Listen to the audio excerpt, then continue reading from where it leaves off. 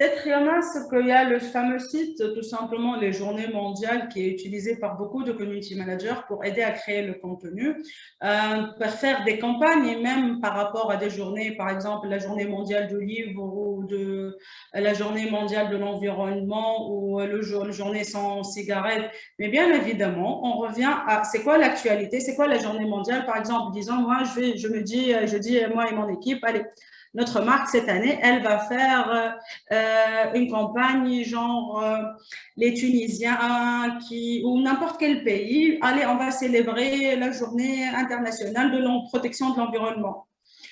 Il ne s'agit pas de mettre un simple statut alors que tout le monde sait que vous êtes une société qui est en train de polluer l'environnement, que vous n'êtes pas éco-friendly, on vous soupçonne de mettre vos déchets dans l'océan ou autre. Donc ça vient bien évidemment ici, ou tout simplement, ah, c'est la journée du livre parce que ce qui est fait, et tu sais, c'est la solution de facilité. Aujourd'hui, c'était la journée mondiale du livre. On poste le logo de la marque. Et quel est vous aimez le livre, quel est le logo, cliquez j'aime, j'adore, et ça, ou tag ton ami qui t'a offert un livre. Sans pour autant avoir une valeur ajoutée, sans pour autant que ce soit en cohérence avec votre marque. Donc, c'est faire pour faire, genre aller pour animer un peu.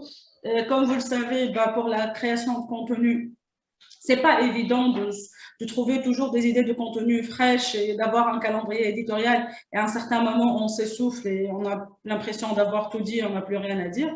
Et donc, voilà, il y a ces journées mondiales. Et hop, et parfois, tu trouves des posts, mais vraiment, au-delà de tirer par les cheveux. Genre, c'est juste mettre pour mettre. Aujourd'hui, c'est la journée mondiale de la trisomie 21. On aime ou on soutient cette cause. Mais comment tu la soutiens, cette cause? Est-ce que vous employez des personnes qui sont atteintes de cette maladie? Est-ce que vous faites des dons à des associations? Est-ce que vous avez fait une activité ou une collecte de fonds ou un truc pour cette activité? Donc, c'est ça toujours la problématique. On fait la première partie et la deuxième partie, elle ne suit pas tout simplement et on oublie la marque et ça reste toujours du faire pour faire.